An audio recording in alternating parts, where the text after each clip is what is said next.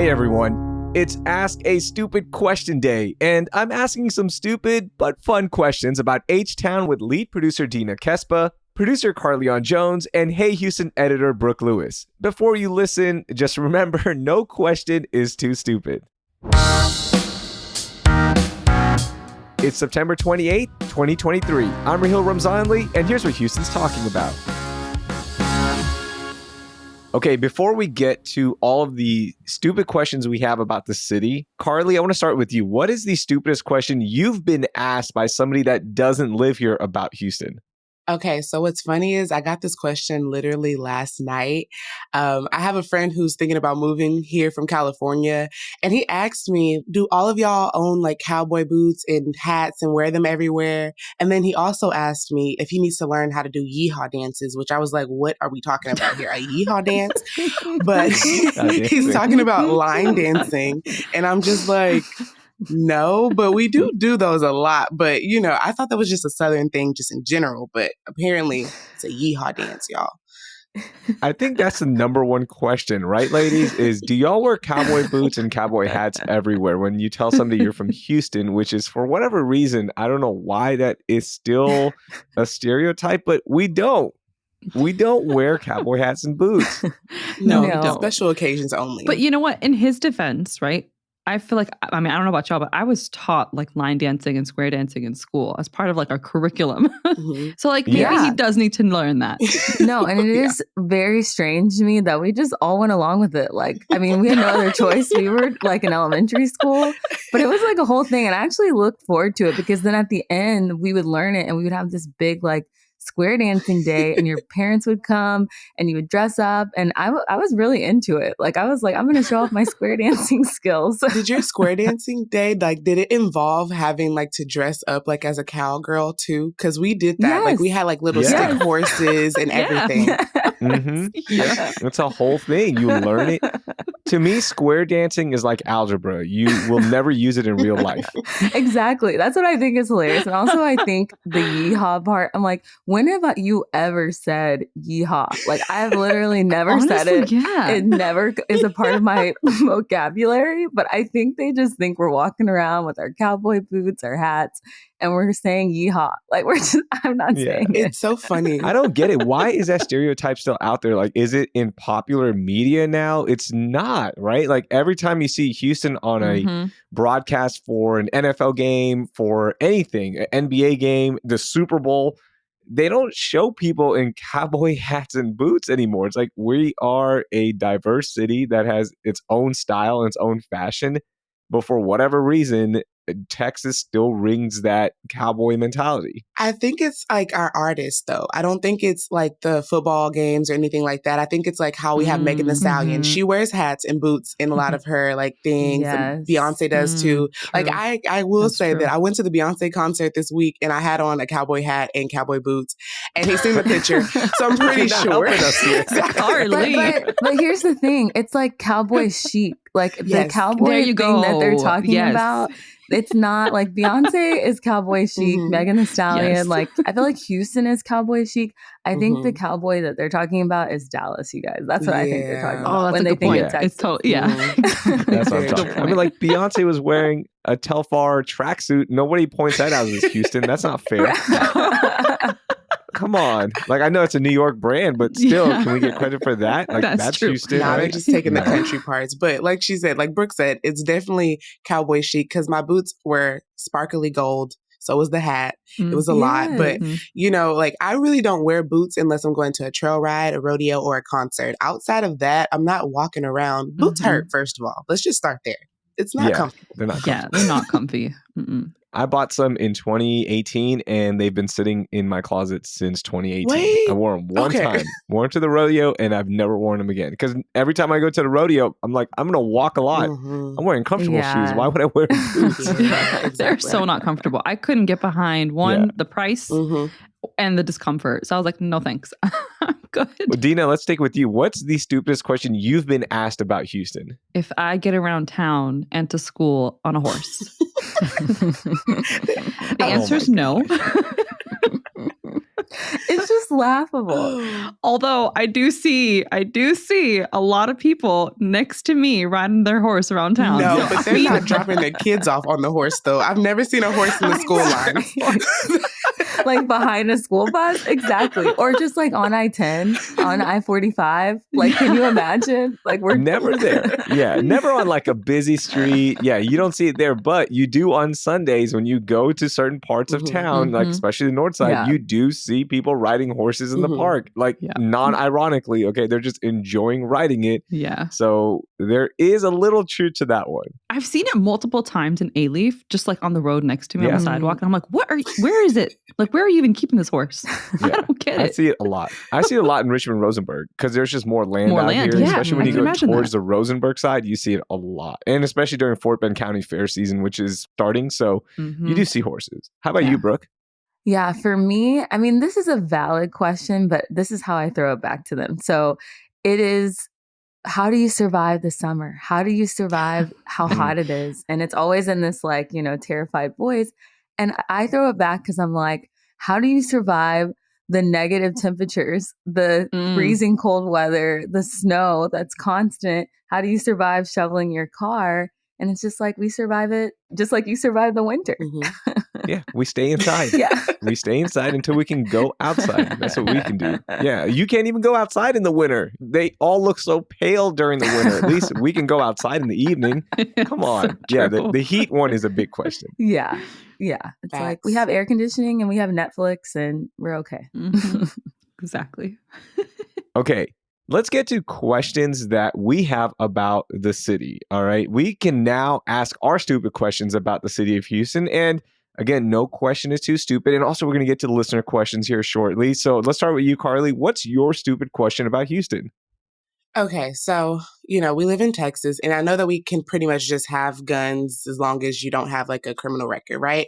But what I've always wondered is there a limit to how many guns you can own in your house?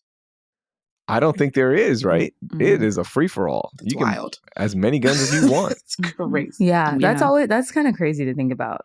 It is when you put that in perspective, like thinking about a person just having a closet of guns. Or a warehouse in Texas. And they're expensive too. It's not like guns are cheap. That's the other thing. Like we've seen people make their Christmas cards with their guns out, right? And you're like, man, that's a lot of money right there. Like, do you really need that much? And I guess you're balling if you're spending that much on guns. But yeah, I don't think there's a limit here. That's interesting. Yeah, there's no law that restricts the sale or purchase of multiple firearms, y'all. So you can get them all at one time. Texas. Like you can go in there and be like, yeah, give me 12 of them. That's give me this is crazy. Okay. Wholesale. Give me a dozen. Just pass them over here. Just pass it's them like over you're here. ordering food. I like a dozen guns. I have a question about why do we call it feeders? Because nobody else calls it that. And I was reminded of that when I got to college and I started talking to, students from other cities. And when we're driving with them in Austin, you're like, oh, yeah, you just hop off and get onto the feeder. And they're like, what's the feeder? Everyone just calls it a service road or a frontage road. Why do we call it a feeder? I don't know. Who even started that? It's weird to think of frontage road being called feeder. And I can't even think like myself saying frontage road sounds like it just sounds incorrect. I feel like it has to be feeder road. I don't know why. The way it was explained to me, because I had the same experience, Raheel, when I got to college, because I had friends and they were also from Texas. So it's like a very Houston thing to call it feeder. They would call it access, frontage. But my parents always explained it to me that the main highway, when you exit, you're feeding into the road. So you're feeding into it. And so that to me just makes sense. Calling it a frontage road or an access road just sounds weird. Just doesn't sound right. Yeah. So 1.97% of America calls it a feeder road. That 1.97% of the population is all in the Houston area. Like literally that's where it is. We're the only people that call it feeders. And it's funny when you go outside of the city, like when you get to I-10 going towards San Antonio, you'll see that the frontage roads are different there. They are actually like roads or two-way roads. And it's not just a one-way exit with businesses on the side. They actually turn into frontage roads, not feeders. So even the way they're built out in Houston is different than the way they're built out in the country. So it is a Houston specific thing. I love that. You're blowing my mind right now because I don't know why I've never paid attention that other people don't call it a feeder road. Like, I'm so used to that word that, like, I'm like, what? Like, only Houston uses this? This is crazy. Oh, yeah, wow. even Dallas doesn't. Because as Brooke mentioned, even my friends from Dallas, I'm like, yeah, just hop on the feeder and then we'll be right there. And they're like, what's the feeder? So yeah, it's a very Houston specific thing. Wow. Dina, what question do you have that's a stupid question about Houston? All right, so there's a neighborhood in Galveston, and it's called Jamaica Beach. And I'm just like, how the heck did it get that name? Especially because, like, when you think Galveston, it is far from anything related to Jamaica. Doesn't look like it. The water is nasty out there compared to Jamaica. So that is my question. Like, how did it get its name? Oh, I have the answer here for you. Prior to its development, Jamaica Beach was a burial ground for the Karankawa people. And then Johnny Goyon and Earl Galceran of the Jamaica Corporation developed Jamaica Beach as a 2,000-lot resort subdivision. And later on, it blew up to the Jamaica Beach we now know. So it was developed by the Jamaica Corporation. I don't know why they were called the Jamaica Corporation. It was probably to grab some of those tropical feelings, I guess, when you think of like Jamaica. Yeah, this is the Jamaica of the South right here. I don't know. Oh Lord, it is not Jamaica. It is. Yeah. I love that we just go along with it because, like, I'm Team Galveston here along with Raheel, so I love going to Galveston. And I would just be like, yeah, we're going to Jamaica Beach. Like, no questions asked. I don't know why it's called Jamaica. We're not in Jamaica, but I was just like, we're just going over there. That is weird. But there you go. That's why it's called Jamaica Beach. Okay, Brooke, how about you? Okay, so I feel like my sports-loving dad is going to roll his eyes at this question, but I've always wondered, why do we call Houston Clutch City? I never understood that. Oh, your sports-loving host is rolling his eyes at you, Brooke. I'm with Brooke, though. Why is it called Clutch City? I know you don't know either. It's like, oh my god! I know that it's something Rockets related. I know it's like I know bits and pieces of the story, but I don't know the full timelines. I need it broken down for me. Same. So on the road to the first championship for the Houston Rockets, they were down to the Phoenix Suns in the Western Conference semifinals. They blew 2 huge leads, and the Chronicle printed this huge front page blasting article about the Rockets and called them Choke City because they were supposed to win the championship. This was one of the best teams, and they just called them straight up Choke City. The Rockets come back and win that series. They get to the NBA Finals. They're trailing the New York Knicks 3-2. They come back home, win the NBA championship, and thus they became Clutch City. So they took it from Choke City to Clutch City, and that's how we got the name. And that team led by Hakeem Olajuwon, and then the following year, Clyde Drexler, they were just one of the more clutch teams out there. So that's why we're called Clutch City. And there's just this clutch thing about Hakeem and that group that we always love. See, the rumor I heard was kind of like that. I just knew it was related to Hakeem because he was like so big in the community. So I was like, oh, okay, because he's a clutch dude. That's why. Didn't really. Yeah, he is a clutch. Yeah, he was actually very clutch. He, in fact, in Game 6, blocked a game-winning 3-point attempt from John Starks, if I remember correctly. And that was a clutch defensive play. So it just started, like everything became clutch. And now we hear that term clutch so much. Okay. Thanks for the history lesson, because I think I knew the whole Choke City thing because, Chronicle alumni over here. So I think I knew that, but I just never knew, how do we go from Choke City to Clutch City? And I will have to shout out Clutch the Bear, the mascot, because that is my favorite mascot of any Houston team. He's so adorable, and he's such a cutie. So I feel like Clutch, I'm sorry that I didn't know why your name was Clutch.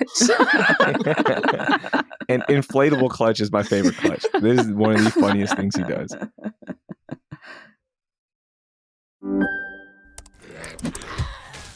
Wait, are you gaming? On a Chromebook? Yep. It's got a high-res 120Hz display, plus this killer RGB keyboard. And I can access thousands of games anytime, anywhere. Stop playing. What? Get out of here. Huh? Yeah, I want you to stop playing and get out of here so I can game on that Chromebook. Got it. Go ahead, break it down.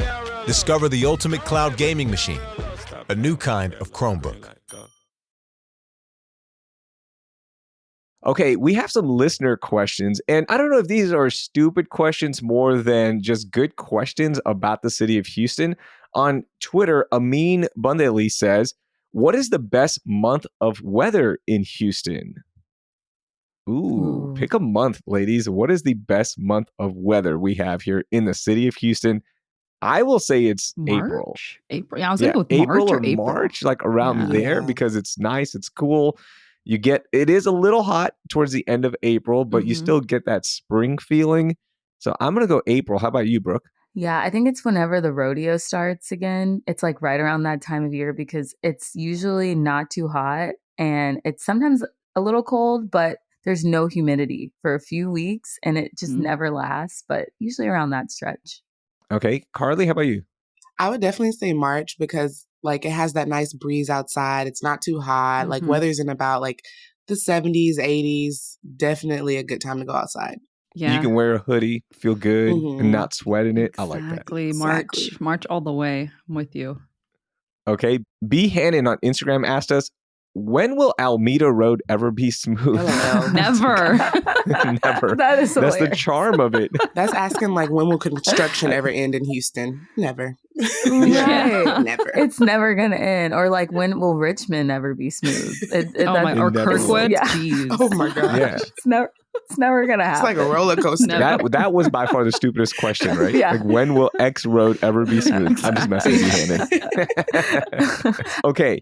Before I get to some rapid fire questions, do y'all have any other questions that you want to ask about Houston, but you're like, I don't know, this might be too dumb or too stupid? This is a safe space, so ask away. I have one more question. Okay. Are we the only state that has a state pledge? Because, they always tell us like, oh, yeah, Texas, y'all are full of yourselves and you love your state a little bit too much. Like, are we the only people that sit there and do these pledges to the flag every morning? Ooh, that's a good one. I can't think of anybody else I've met that ever says a state pledge. Are there other state pledges, y'all? So I thought the same thing, Carly, because I remember this in high school. And we're not alone. Apparently, there are other states out there who have pledges for their flags. Okay, so it's not just because we're full of ourselves. Okay. Who knows the Texas pledge without looking it up? I know it. Okay, Carly, go. I know it too. Here we go. Oh, yeah, I think I know it. Let's say 3, 2, 1. Let's do it together. Let's do it. In Yes. unison, I okay? pledge allegiance to the Texas and one state. I thought it was honor the Texas flag. Honor the Texas flag. No, you're right. I pledge allegiance to the Texas flag. One state under God, one and indivisible. Under God, one and indivisible. Yeah. Yep. Honor the Texas flag. I pledge allegiance to the Texas, one state under God, one and indivisible. Yo, we fumbled that. It's been a while since I've had to say it. This is giving me flashbacks because in our morning announcements, did you guys have it where you could get picked to do the pledge over the speaker? And it was such a big deal. I remember getting picked for that and I was like, oh my God, my voice is going to be over the whole thing and I get to say the Texas pledge. Oh my God. Yeah, that was a big deal. Oh, flashbacks are coming right now. Oh my God, that is crazy. Oh my God, I'm horrified. Here's one for our neighbors to the east, Louisiana. I pledge allegiance to the flag of the state of Louisiana and to the motto for which it stands, a state under God, united in purpose and ideals, confident that justice shall prevail for all of those abiding here. Oh my God, that is a long that is a long one. That is long. That's interesting. Here's Arkansas. This is the best one. I salute the Arkansas flag with its diamond and stars. We pledge our loyalty to thee. Quick, easy, done. Yeah, that's so intense. I pledge our loyalty to thee. Oh. Okay, now I'm going to rapid fire some questions and get your thoughts on this, okay? I'm ready. Can you live in Houston without a car? No. No. No, impossible. Impossible. Did you grow up on a farm? No. No.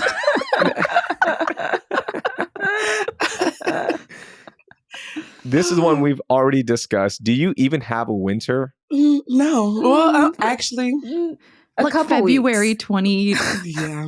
21. Remember, that was like the closest to the crazy level of winter we've experienced. That is true. But we do, in general, we have a winter. For everyone that says, like, do you all you have one season here? No, we do get a winter from January to about end of February. Yeah. And honestly, our winter is kind of miserable, though. Like, for instance, in like 2021, I think, I went to Colorado and I was colder in Texas than I was in Colorado because Texas has that wind with our like weather, you know? So it's like, it just makes a chill come down your body versus like in Colorado, it's kind of just dry. Like there's snow on the ground, but it's not as bad. Also, our freaking grid can't even handle it if we all have our heaters on apparently at the same time. Like, what the hell is this? I know, for our like 2 weeks of winter. Yeah, exactly. Our grid, to be fair, Dina, can't handle cold or hot. Yeah, true. Freaking Texas. True. So, Carly, I've discussed that before with other people. Like when you go to a state where it's winter, you're like, okay, you know, it's cold over there, but it feels colder in Houston. I think it's because you mentally prep yourself and you're wearing thicker clothes in Denver. In Houston, we're not wearing thermals, right? Like we don't walk outside with thermals. So you're like, ooh, it's colder here. It's just because we're not prepped for it. We're just wearing a hoodie. Come on. But we whip out our boots and scarves the second it hits like 65. Yeah, it's coming. I feel like that boot and scarf day is coming. Like maybe in a week or two. Like it just needs to be 65 or something. Exactly. Han Solo season. Everybody dresses like Han Solo. Yeah, that's true. But see, the thing is, like, I was in Denver and, like, yes, I did bring more stuff to prepare for it. But when I realized it wasn't that cold, like, we saw, like, a lot of girls that were taking, like, pictures in their bathing suits in the snow. And so me and my friend wanted to do it. So we did. And it was not bad. Like, we were out there and it didn't bother us. Like, we had on our boots and a bathing suit. It was crazy. But yeah. All right. And to be fair, Carly, you were probably partaking in the local Denver fair. Okay, so no, I wasn't. All right, that's not. Carly was like, "This is 100% me. I don't know what y'all are talking about. This is just a decision I would make." Oh my God. Okay, here's a good one. What are those weird rims on the cars everywhere? Are they talking about swangers and elbows? Come on. Yes. Just like get used to it. Just get used to it. It's our car fashion. Stylish. When I was little, though, those things kind of scared me because I'm like, I don't want to get too close. I'm going to get cut. Like, I don't want to be too close to these. Do they mess up your car if you get too close, though? Like, I think that they actually do. Yeah. Oh, yeah. Mm-hmm. Yeah. Yeah. I mean, they will hit your tire, but it'll probably hurt the actual, like the rim itself more. Yeah. It's not going to hurt your car or anything. Their rim might get messed up because if you collide with a car going fast, the momentum's going to hit the thing that's sticking out. Yeah. So it might hurt the elbows more. But yeah, that's part of Houston slap culture. That's what it's about here. Okay, last one. And I think we've hinted on this throughout the entire conversation. Why are Texans so freaking obsessed with Texas? Because it's a great place to live, I think. I mean, I think the people, the food, the culture here is really great. I mean, some of our laws are questionable, but besides that, we're also chill. Yeah. In spite of the flaws, we're still a good state. We're right? laid back. We're chill. I don't know. Y'all, outside of Texas, I feel like people are really like uptight, very cliquish, very in their own little zone. But in Texas, we're super chill and laid back. And I love that. Yeah. Everybody's really friendly. It's like, you know, you're always going to have a good restaurant to go to. The weather, even though it gets hot, there is like long stretches of time where you can just be outside and do fun things outside longer than other places. So it's just a great place to live. Texas forever, Houston forever. I think that's a great way to end it. Ladies, thank you so much for sharing your stupid questions and all the listeners who shared theirs as well. That was a lot of fun. Yeah, thank y'all. Yeah, it was so fun. Thanks. That was Dina Kesbeh, Carlignon Jones, and Hey Houston editor Brooke Lewis. By the way, do you want really good Houston history, events, and more every morning in your inbox? Then subscribe to our newsletter, Hey Houston, with the link in our show notes, or just Google CityCast Houston. That will do it for today. Thank you for listening, and I hope you learned something new.